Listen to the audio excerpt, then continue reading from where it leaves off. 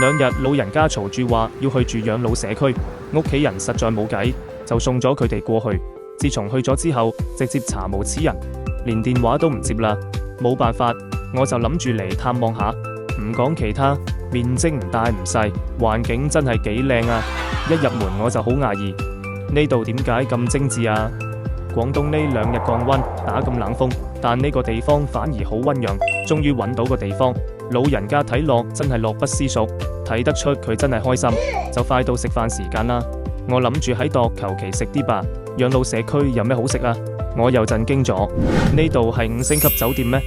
菜式真係好豐富，邊度人話每日都換唔同嘅花樣食，聽講都係營養師設計嘅菜單，比屋企食得好好多，真係唔錯。我都食咗唔少。老人家啱啱食完就急住走，話下就約咗人打牌。平日我肯定係叫唔到咁多老人家，打完牌仲約人打桌球、打乒乓波，條件咁好，我都想住進來啦。住嘅地方都幾好，有4至5星級酒店嘅設備，有人幫你打掃，仲有人幫你洗衫。房間都係為老人家設計嘅，到處都有緊急裝置。